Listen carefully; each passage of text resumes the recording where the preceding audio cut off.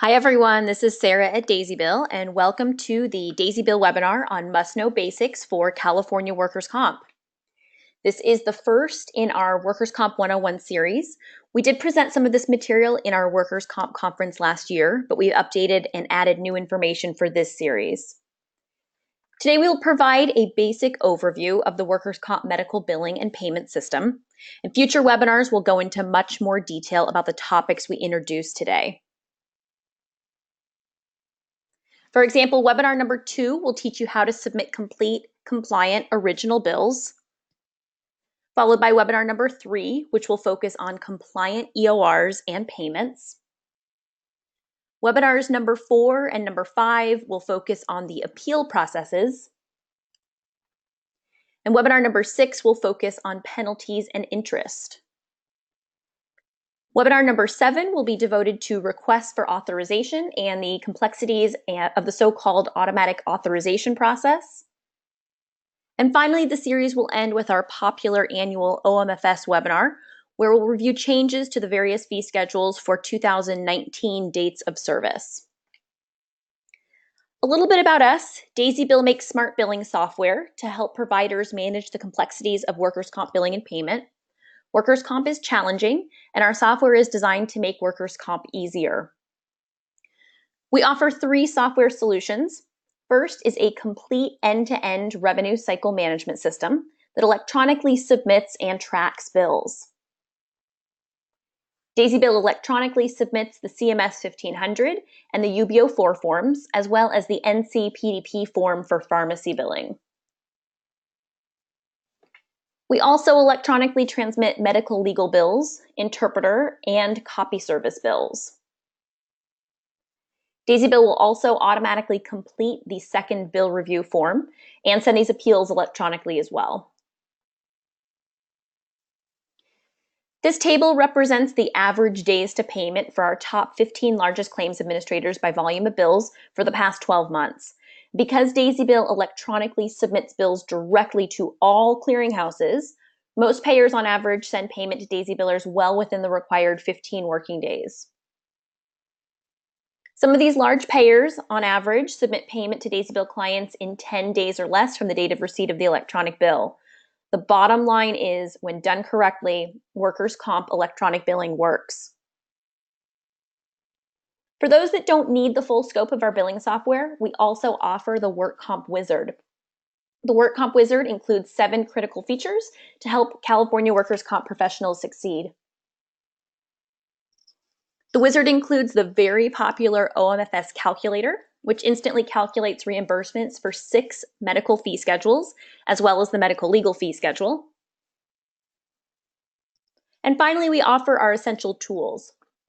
Essential Tools subscribers can create second review appeals and requests for authorization in seconds, and use our task management system to track payer responses to RFAs and second bill reviews.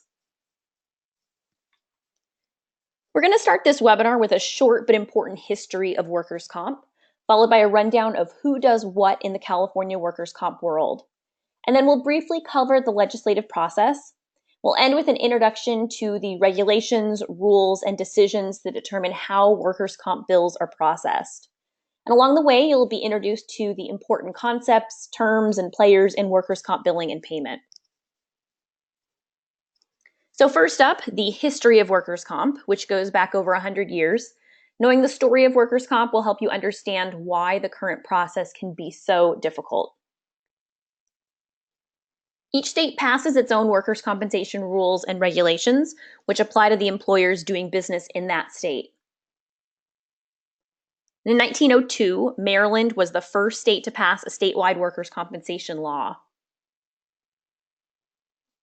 In 1906, the U.S. government passed the federal workers' comp law covering federal employees.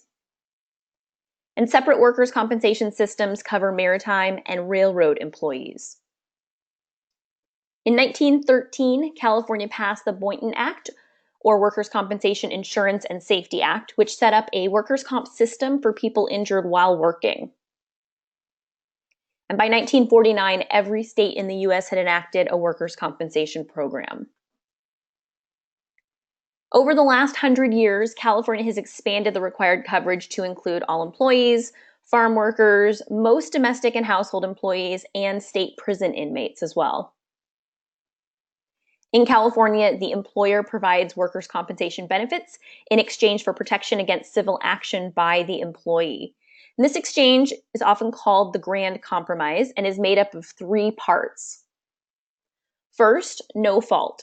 The employer is required to pay benefits no matter who caused the injury, as long as the injury arose out of or occurred in the course of employment.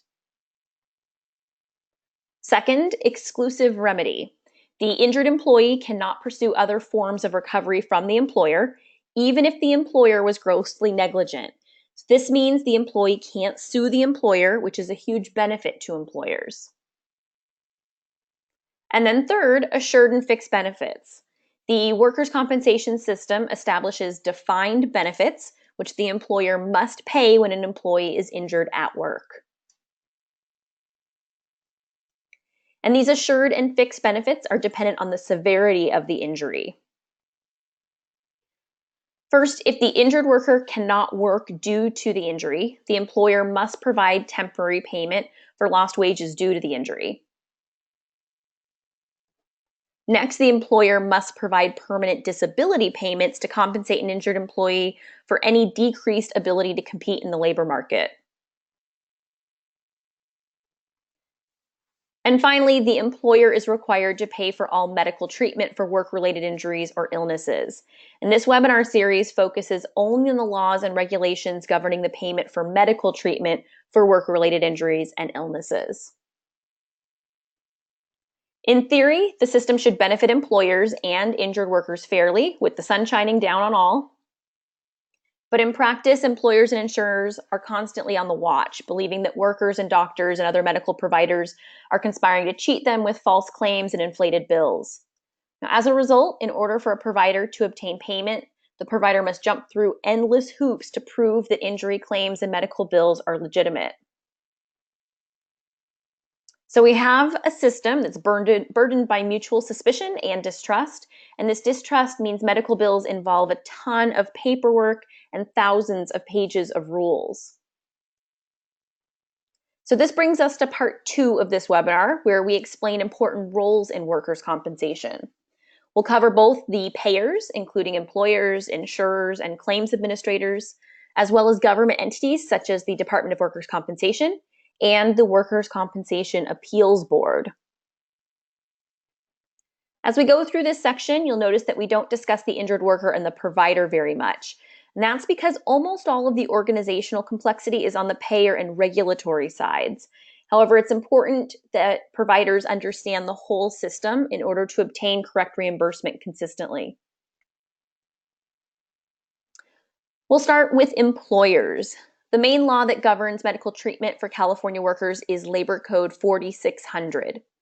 The first paragraph of this law requires an employer to pay for all treatment, quote, reasonably required to cure or relieve the injured worker from the effects of his or her injury, end quote. Labor Code lists the medical care an employee is obligated to pay for when an employee is injured at work. In a recent lawsuit, the Division of Industrial Relations issued a brief designating interpreter services as medical treatment services when the interpreter provides their service during medical treatment. So interpreting services are also covered by these medical treatment rules. The employer is financially responsible for all medical and hospital treatment bills. There are 2 ways an employer can pay these bills.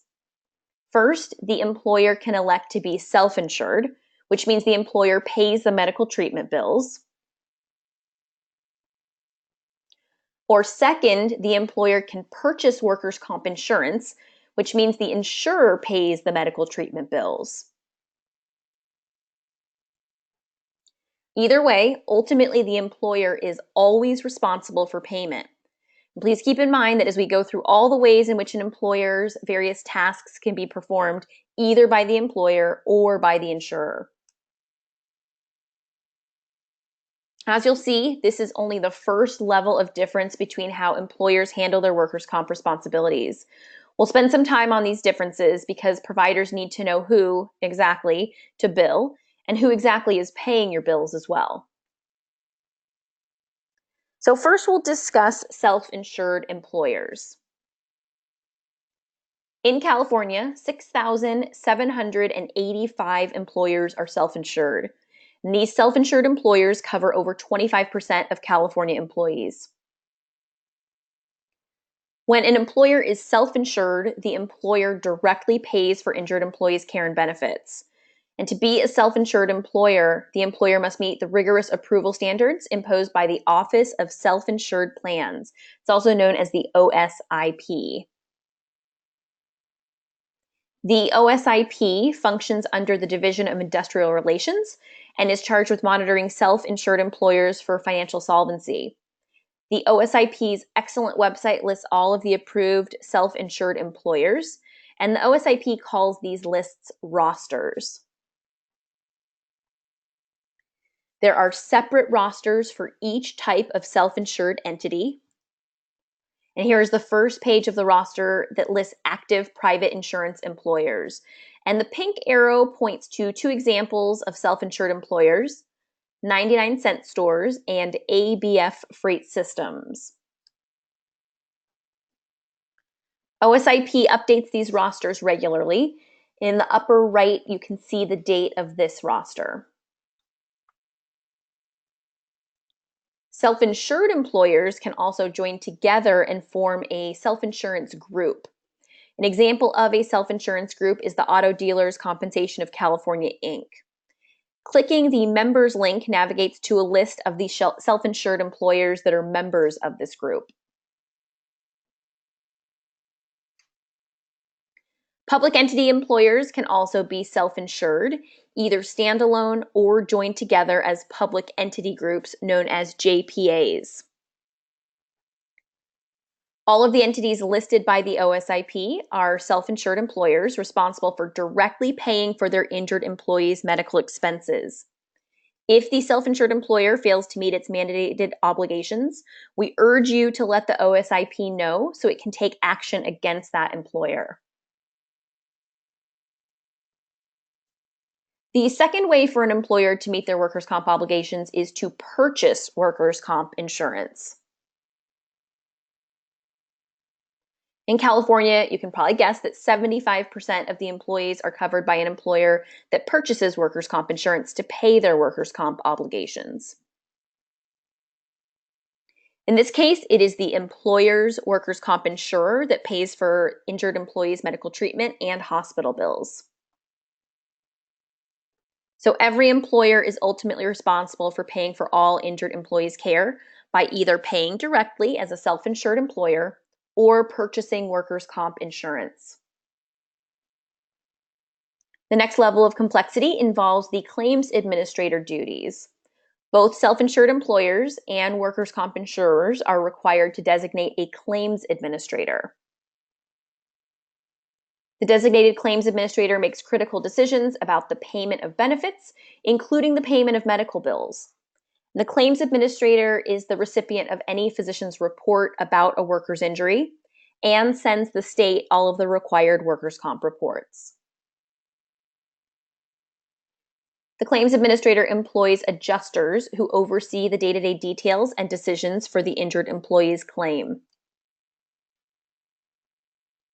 And when a self-insured employer or insurer chooses to self-administer their injured workers' claims, this means these entities act in the role of their own claims administrator and manage the day-to-day details of the injured worker's claim. Disneyland is an example of a self-insured employer that administers its own claims and acts as its own claims administrator. Skiff is an example of an insurer that acts as its own claims administrator. Alternatively, a self-insured employer or insurer can elect to hire a third-party claims administrator, also known as a TPA, to act as the claims administrator. The TPA manages the details of injured workers' claims instead of the self-insured employer or insurer. County of Los Angeles is an example of a self-insured employer that uses a third-party administrator, TriStar. Meanwhile, Sussex Companion Insurance uses another TPA, InterCare, to act as its claims administrator. Claims administrator duties are the same whether the payer elects to self-administer its own claims or the payer elects to hire a third-party administrator. Many claims administrators hire outside reviewers to conduct bill review, but the claims administrator is ultimately responsible for compliant and timely review and payment of bills. It's important to understand that the payer, whether it's the employer or the insurer, is responsible for the actions of its claims administrator. One thing to note is that these arrangements change. Employers and insurers switch claims administrators or may decide to start or stop self-insuring or self-administering. In our blog, we post notices whenever these changes come to our attention.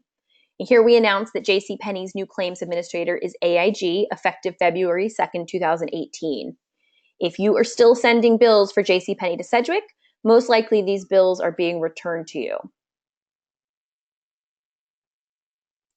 So to recap, here is a quick review of the players on the payer side of workers' comp.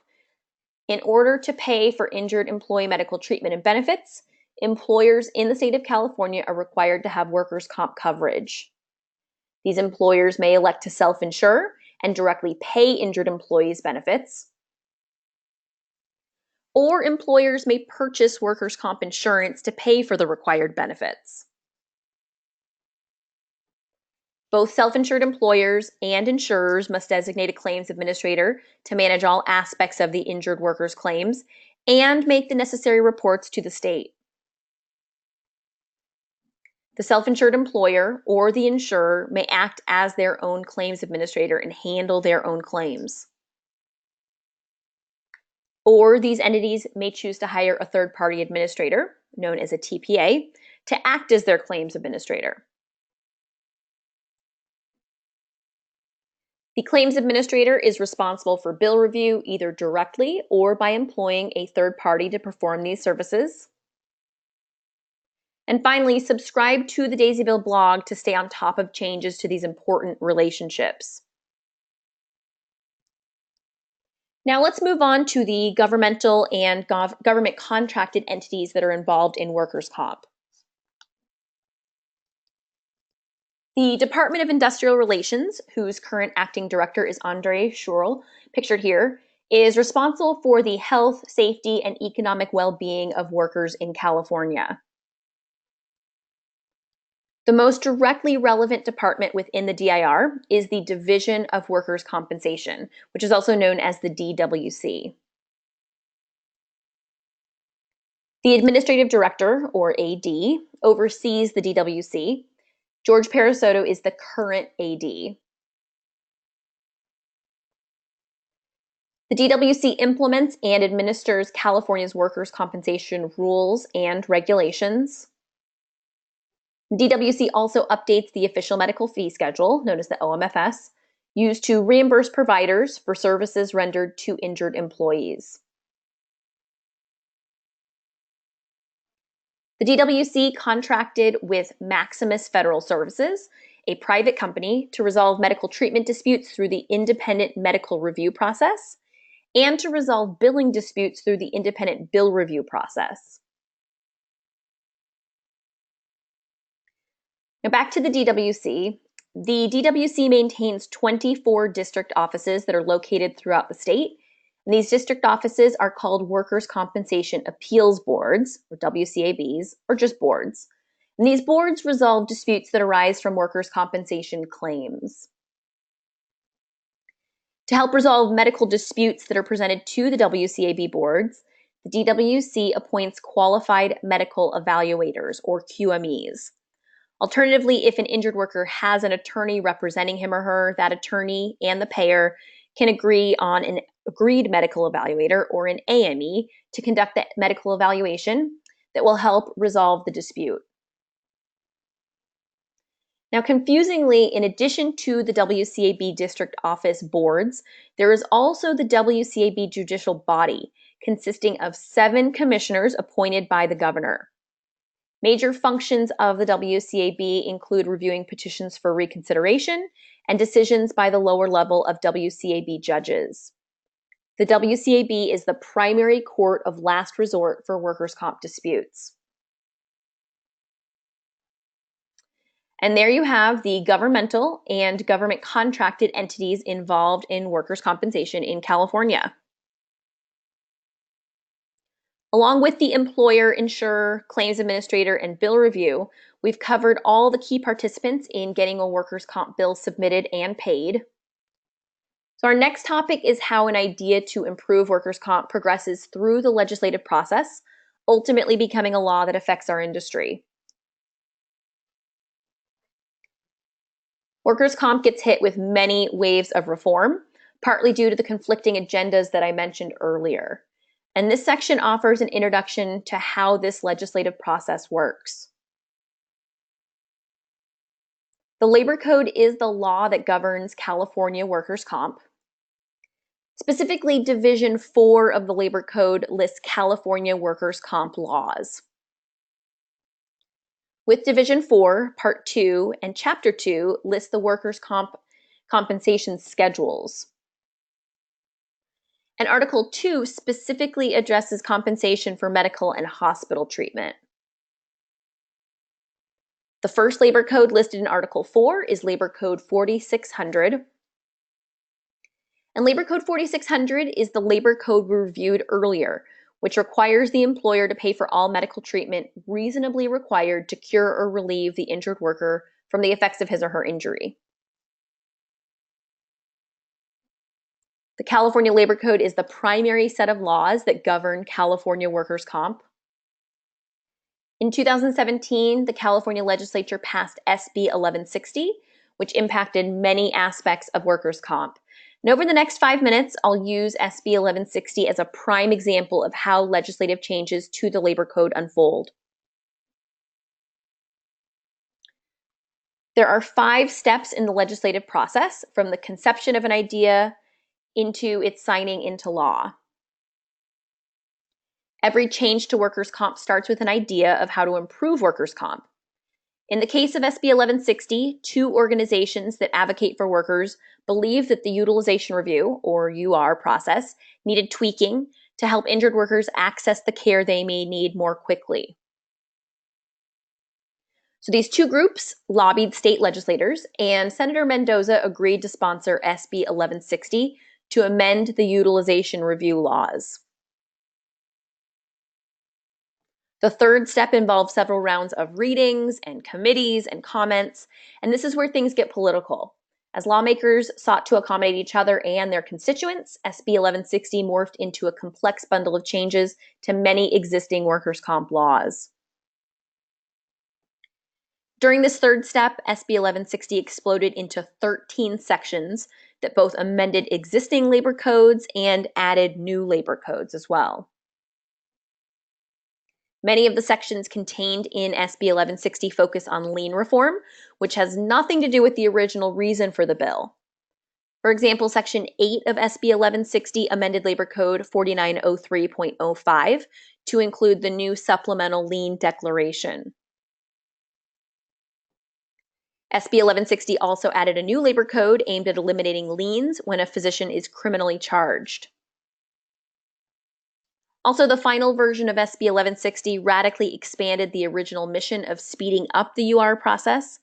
SB 1160 entirely replaced Labor Code 4610, which deals with the utilization review process. The new UR law became effective January 1st, 2018.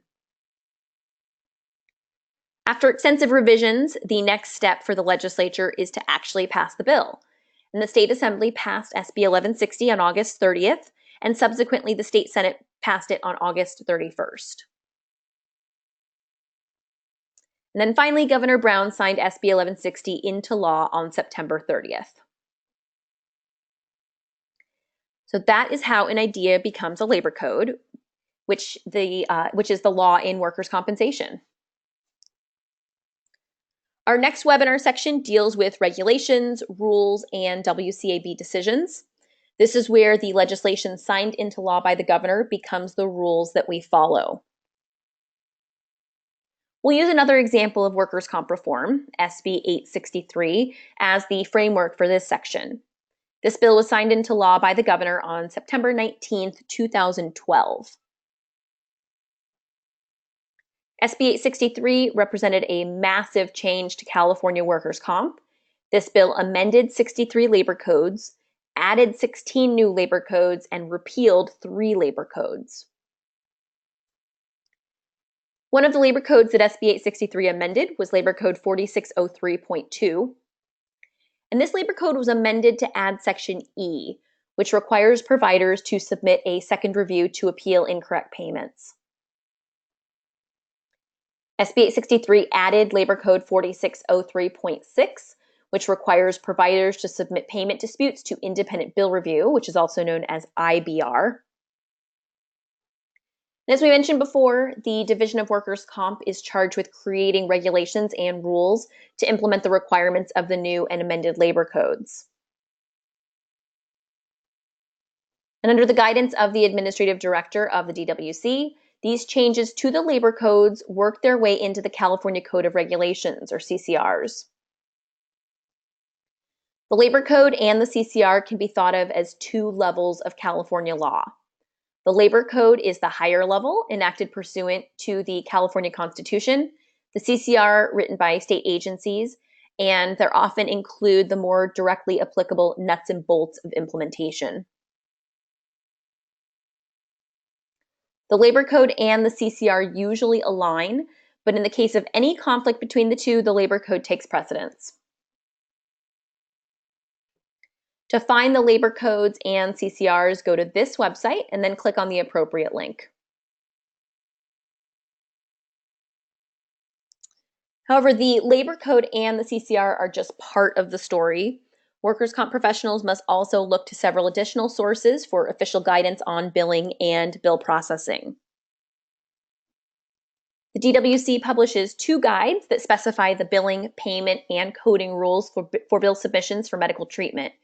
And these are actually regulations themselves, incorporated by reference under Regulation 9792.5.1. In 2011, the DWC issued a medical billing and payment guide to accompany the CCR regulations. This is the more general manual. To find the latest version of the medical billing and payment guide, go to this website, and the website also has previous versions of the guide as well. The guide is 126 pages long and specifies the billing and payment rules for standardized paper billing, though most of it also applies to electronic billing. This guide lists the billing rules that healthcare providers must follow to submit compliant and timely bills for their services. Webinar number 2 in this Workers' Comp 101 series goes into extreme detail about these rules. The guide also lays out the rules that claims administrators must follow when paying healthcare providers' bills. We will cover the payment responsibilities as well as how to decode EORs in webinar number 3 of this series. Since 2012, California law mandates that all claims administrators must accept electronic medical treatment bills. To provide technical and billing requirements for submitting and processing e-bills, the DWC created the Electronic Medical Billing and Payment Companion Guide. The latest version of the companion guide can be found here. The next place to look for billing and payment guidance is the decisions of the Workers' Comp Appeals Board, or WCAB. And as mentioned before, the WCAB decides legal cases, including lien determinations, for California workers' comp system. Some of the WCAB's decisions can be found at this website. The 2 links in the pink boxes take you to decisions that can be used for guidance on how to submit, appeal, and pay for workers' compensation bills. For example, a WCAB decision from March 2018 ruled that supplemental lien declarations were filed on time if filed by 5 p.m. on July 3rd, a Monday, instead of July 1st, which fell on a Saturday. However, it is important to remember that higher levels of court can overrule the WCAB. For instance, the California Appeals Court went against several WCAB decisions and ruled that providers don't need to refund overpayments. And you can read more about this on our blog. For the rest of the series, you will see us reference these primary sources as the basis for what we tell you. We'll make sure to cite our sources so you know that we're not making this stuff up. In our subsequent webinars, we will also explain the many, many other sources used by California workers' comp, particularly for fee schedules. We will mostly reference the Labor Code and the California Code of Regulations, and whenever we do so, you'll see one of these two icons. We're nearing the end of the first webinar in our Workers' Comp 101 series, which introduced important concepts, key participants, and sources of rules for workers' compensation, billing, and payment. Before I move on to the questions that you asked, let's go through a few housekeeping matters. The next webinar in our series is Master the Original Bill, and it's on September 27th. As I mentioned before, we'll take a deep dive into the components of a complete compliant original bill for healthcare services as required by California workers' comp rules. And we'll cover in detail the rules, the forms, and the timelines. And when you register, don't forget to ask us questions about your original bills. We want this series to be useful to you, and your questions help us determine what to cover. After today's webinar, a survey will pop up, and we sincerely appreciate you taking 30 seconds to answer some brief questions. Your answers truly help us with future webinars. And later this week, you'll receive an email with links to download the slides that you've seen today, as well as a video recording of this webinar. You do not need to email us. If you signed up for the webinar, you'll automatically receive the link. So let's turn to the questions. First, I'll answer some of the registration questions, and then I'll answer some of the questions that came in during the webinar. First, from Ellen, who needs to report the injury? Is it the employee? So there are two parts to this answer. First, Labor Code 5402 states that the employer's knowledge of an injury, quote, obtained from any source on the part of an employer, end quote, is sufficient for the employer to investigate the injury. So anybody can notify the employer of the injury, including the employee. And once the employer is aware of the injury, the employer must provide the injured employee written notice of workers' comp benefits. The Labor Code designates an employee as injured if the incident, quote, results in lost time beyond the employee's work shift at the time of injury, or which results in medical treatment beyond first aid, end quote. Ultimately, the employee must file a claim of injury, and the employer must accept or reject liability for the injury within 90 days after the employee files the claim form. If the employer fails to accept or reject liability, the claim is presumed accepted. Until the date the claim is accepted or rejected, the employer is liable for medical treatment up to $10,000. The next question is from Mishka. When did automatic authorization go into effect? We are not sure how it works. Automatic authorization was part of the SB 1160 reform and went into effect as of January 1st, 2008. An automatic authorization is part of the new Labor Code 4610 that deals with utilization review. Under some circumstances, this new Labor Code 4610 eliminates prospective utilization review and automatically approves the required treatment. In part 7 of this series, we'll cover an in-depth review of when automatic authorization is applicable. Now, the next question is from Addie. When I call the adjuster to find out the status of a bill, often they tell me they don't know and I should contact bill review. And then bill review tells me that they don't have the bill. What is going on here? So remember that the payer, whether a self-insured employer or an insurer, must appoint a claims administrator to manage the day-to-day management of injury claims, and that the claims administrator is responsible for bill review. Sometimes the adjuster and the bill review do not always communicate efficiently, so you may need to call both to determine the status of your unpaid bill. And as a billing tip, if your bill has not been processed timely, we recommend contacting Bill Review first. I'll use the Claims Administrator directory in our Work Comp Wizard to show you what kind of information you need to follow up on bills. Clicking on the directory navigates you to a list of claims administrators where you can search for a claims administrator. In this example for Redwood Empire, you can see the claims administrator type, which in this case is a self-administered joint power authority. And remember from earlier that a JPA is a group of self-insured public employers. And with the wizard, you can see the employer members of this JPA. You need to know Redwood's workflow for bill processing. And in this instance, Redwood directly receives the bills from providers. For some claims administrators, bills are sent directly to Bill Review, but not in the case of Redwood. You also need to know the Bill Review used by the claims administrator and the telephone number to call if you need to reach Bill Review. Again, if your bill has not been processed timely, we recommend contacting Bill Review first. If the bill is not on file, the next step is contacting the adjuster at the claims administrator. We provide this number as well. And I very modestly suggest that every biller should have a monthly subscription to the wizard because it makes following up on bills so much simpler. Next question. This one is from Bubba. How do I receive updates from the DWC? The DWC issues newslines. You can go to their website and register with your email to receive these newsline updates.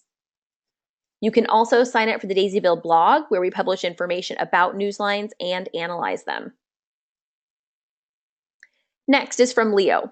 We receive incorrect payments from claims administrators. Do we have to appeal these incorrect payments with a second review? I mentioned earlier the second review appeal requirements were part of the SB 863 reform that took effect on January 1st, 2014. All reimbursement disputes must be timely appealed by the provider within 90 days of receipt of the EOR. This is the law. The DWC has issued regulations detailing the form and information required when a provider submits a second review appeal. And when submitted correctly, these second review appeals dramatically increase revenue. Here at DaisyBill, we track the additional revenue received from second review appeals. This is an actual statistics screen from a client that shows that this DaisyBiller collected almost $6 million in additional revenue from appeals. And collectively, DaisyBillers have received almost $31 million in additional revenue from submitting second review appeals. In our fourth webinar, we'll explain how to submit a compliant second review appeal. The next question is from Cindy. Is electronic billing required in California? Do networks such as Align and MedRisk and CareIQ have to accept electronic billing too? In 2003, California law mandated electronic billing for workers' compensation in an effort to stem the frustration and endless waste of time and resources presented by paper billing. And per Labor Code 4603.4, all employers are required to accept electronic billing from medical providers. Networks are not employers and are not regulated by labor codes or regulations. When a provider submits all their bills to, or just submits their bills to a network instead of to the employer's claims administrator, the terms of this network relationship are not controlled by California laws. So instead, the network relationship is dictated by the terms of the signed network contract, including submission requirements and time to payment. Some of these network relationships work better than others. For example, we recently wrote a blog post about the breakdown in the MedRisk Broadspire processing of bills. The bottom line here is that providers must carefully negotiate these network contracts, including electronic submission of bills and timely payments. This is our last registration question from Luna. Are the OMFS reimbursements based on Medicare reimbursements? So in California, the 7 fee schedules that make up the official medical fee schedule determine reimbursement for medical treatment.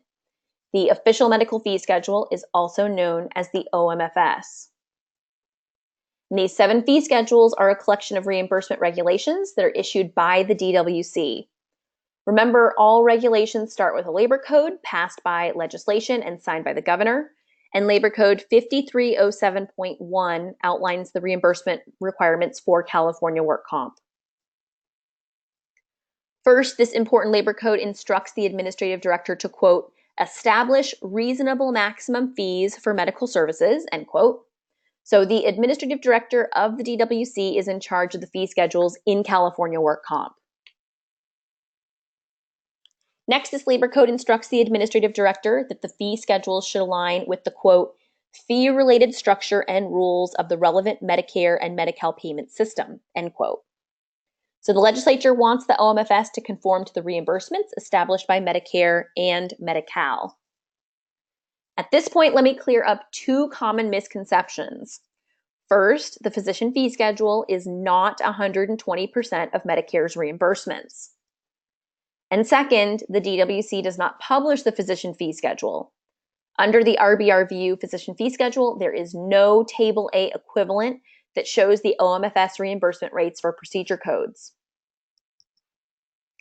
At the start of 2019, we will host a webinar that discusses the OMFS and the changes to the OMFS for 2019. And with the exception of ambulance and inpatient hospital fees, we will examine each of these fee schedules. If you can't wait until 2019, you can go to our webinar library and watch the free webinar which explains the 2018 changes to the OMFS. So now we will answer some questions you sent in today. I will limit the questions to the topics about the material that we covered. I'll also leave my contact information on the screen so you can write that down as well while we go over some of these questions. Okay, so the first question is, Conduent Bill Review keeps sending us requests for refunds. What should we do? So we've received this question many times, and unless you have a separate contract that specifically addresses refunds, providers are never obligated to return funds to a claims administrator. We have several blogs with information about how to address these requests. And if Conduent does not reference a contract that you've signed, then you can put these requests in the trash. Providers have reported that Conduent is very aggressive with their requests. Please, please, please do not be bullied into sending money to Conduent. Be sure to take a look at our blog for more information. Next question is on MedLegal reports. Do they pay for preparation of reports or records? If you take a look at our webinar library, we have a very comprehensive webinar about the medical legal fee schedule, and the webinar discusses reimbursement for preparation of reports. So be sure to check that out as well. Can this deck be shared with the recipients of the call? Yes, as I mentioned before, you will be receiving an email with the link to the slides. You don't need to email us. Anyone that signed up for the webinar and or is attending the webinar will receive the email with the link to the slides as well as the recording. Next is, do you cascade, for example, on an MRI of the left foot? The first MRI is $437.01, and do you cascade for the second MRI on the same date? So we're going to discuss issues like this in our 2019 OMFS webinar. If you can't wait, you can certainly watch the 2018 OMFS webinar. And also, when you plug in codes to our wizard, it will tell you all the cascading and the precise amount by date of service as well. Next question is, how easy is it to integrate your software with Epic or Cerner or Meditech, etc.? Our software integrates with all up-to-date billing software that can send a Medicare bill. As long as it can send an electronic bill, we are able to do that from our system as well. On our website, we include an integration page that explains the multiple ways that you can integrate, and you can reach out to me so we can discuss that and talk about the details of that. All my direct contact information is on the screen right now. Next question, what about PPO reductions in workers' comp payments? So again, not to talk about our blog again, but our blog does have information about this. We did a whole series on Providers' Bill of Rights, and annually we see millions of bill payments, and we know providers are being abused by these PPO reductions. So please take a look at these blogs and then feel free to reach out to us after you read those. What about 99358 for extended non-face-to-face time spent? This is certainly one of our most frequently asked questions. And on our website, we have an entire webinar devoted to 99358. This is also one of our most watched webinars. So if you haven't taken a look at that, take a look, and it provides lots of answers about that specific code. What decision was it that the providers do not need to submit a refund? It was actually a decision by the California Court of Appeals. We do outline this in a blog post as well, so you can take a look at that. What CPT codes do you use for the California State Workers' Comp permanent and stationary exam/report? So it depends on the date of service. You can use either the PR3 or the PR4, depending on the date of injury. You can see questions about those forms and the codes on our website in our workers' comp FAQs. What if we don't use the SBR in sending an appeal? Will they accept the bill? Claims administrators are not required to process non-compliant appeals. They don't even have to respond. The regulations allow them to simply ignore it. So we highly suggest using that form, and you can reach out to us. We can talk to you more about the details of the second bill review process. Next question, we'll do a couple more here. When sending a prospective PT RFA after 1 week, I received denial, or it's modified because there is no claim number. However, it isn't pre-authorized. So for the so-called automatic authorization, there are 6 conditions that must be met in order for automatic authorization to occur, including that it only applies to the first 30 days of the injury. So we will cover that RFA process in the webinar series, and we do have some more information on our website, and as always, you can reach out to me as well. Next, if I receive 2 EOBs, one with the full amount to be paid and one with a lesser amount to be paid, which one is valid? So we see that this is often due to the claims administrator performing bill review, then sending an EOR, and then the bill is sent to a network or a PPO for further reductions. So if you have a network agreement, that second EOR may be the valid one, but you're going to need to take a closer look and evaluate which one seems to be correct based on your contracts. Next question is, what happens if a claims administrator refuses to pay the claim? So this is a pretty broad question. If you want to provide some more details, you can reach out to me, send me an email, or give me a phone call. It's my direct line on the screen. And we can get some more details and figure out why that carrier, that claims administrator, is refusing to pay the claim. So please reach out to me directly. Okay, we'll do one more here. Is the TPA required to give the provider the name of the work comp insurance or just give them the DFR? Yes, the payer is required. It's a required field on the explanation of review, and we will cover this in our EOR and the payment webinar as well. Okay, if anyone has any more questions, as I said, please feel free to reach out to us. I see that there are a couple more questions that have come through, a bunch of questions that aren't necessarily related to today's webinar, so we will be getting in touch with you. But please feel free to reach out to me. Also, make sure to sign up for the next webinar. It is on our website. You can sign up now, and you will be receiving the email from us within the next few days that have the link to these slides as well as the recording. Thanks so much for joining us on this webinar, and we'll talk to you soon. Have a great day.